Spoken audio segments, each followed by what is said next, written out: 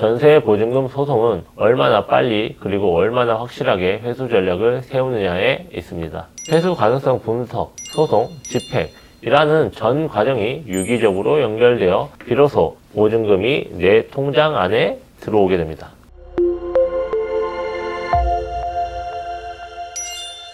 안녕하세요. 대한변호사협회 등록 부동산 전문 변호사 정정주입니다.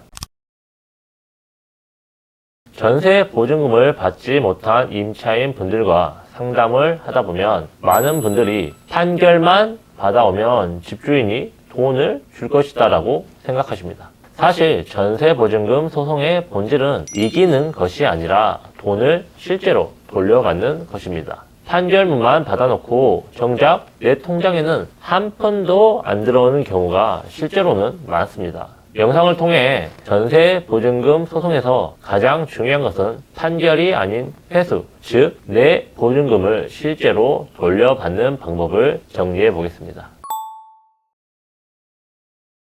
보증금은 원래 돌려줘야 하는 돈입니다. 계약서에도 있고 거래 내역도 명확하게 많은 분들이 손쉬운 소송 절차라고 생각하십니다. 맞습니다. 소송 자체는 어렵지가 않습니다. 기한이 끝났고 인도 의무를 이행했고 계약 종료 통보가 제대로 되어 있다면 웬만하면 이기실 것입니다. 문제는 이기고 나서도 집주인이 돈을 잘 안 준다는 데에 있습니다. 예를 들어 집주인이 돈이 없거나 집이 이미 근저당으로 꽉 차 있거나 또 다른 채권자들이 이미 압류를 걸어놨다면 판결문이 있어도 소용이 없습니다. 그래서 전세보증금 소송은 승소가 중요한 것이 아니라 회수가 가능한 사건인지가 더 중요합니다.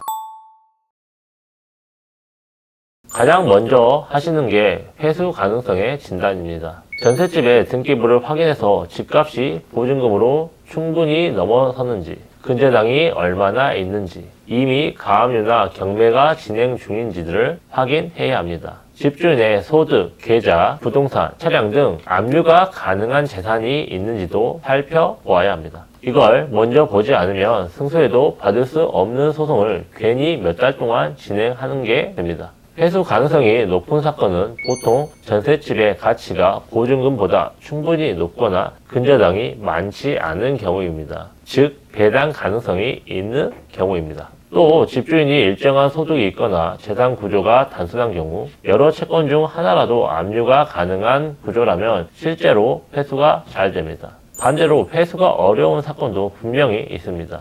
이미 전세 사기 조직이 개입한 경우, 근저당과 가압류가 너무 많아 배당받을 여지가 거의 없는 경우, 또 집주인이 파산했거나 사망한 경우에는 절차 자체가 오래 걸리고 전액 회수가 사실상 어려운 경우가 많습니다. 그래서 회수 가능성 분석 자체가 소송만큼이나 중요합니다. 참고로 저희가 승소가 아닌 회수를 중심으로 의뢰인을 받기 때문에 애초부터 가능성이 없는 사건은 진행하지 않고 있습니다. 앞서 말씀드린 바와 같이 소송은 어렵지 않습니다. 하지만 그럼에도 소송의 타이밍과 구성은 꽤 중요합니다. 계약 종료 통보, 임차권 등기 명령, 지연 이자 청구, 중도 해지 사유, 원상 복구 문제 정리, 이 부분을 제대로 진행하지 않으면 소송이 늘어지거나 나중에 압류나 경매 단계에서 꼬여버릴 수가 있기 때문에 정확히 준비하셔야 됩니다. 즉 시간이 지연될 여지를 최대한 없애는 데 집중하는 것입니다. 이렇게 신속하게 승소 판결을 받게 되면 여기서부터 실제 회수가 시작됩니다. 계속 강조드리지만 진짜 중요한 건 바로 이 단계입니다. 집주인의 재산을 확보하지 않으면 판결문은 그냥 종이 조각에 불과합니다. 그래서 소송이 끝나면 지체 없이 집행 절차에 들어가야 합니다. 계좌 압류, 월세 수입 급여 압류, 그리고 부동산 경매, 필요하다면 사기 배임 등 형사 고소도 병행할 수 있습니다. 전세보증금 소송은 이렇게 여러 압박이 들어가야 집주인이 어디선가 빌려서라도 돈을 돌려주게 됩니다.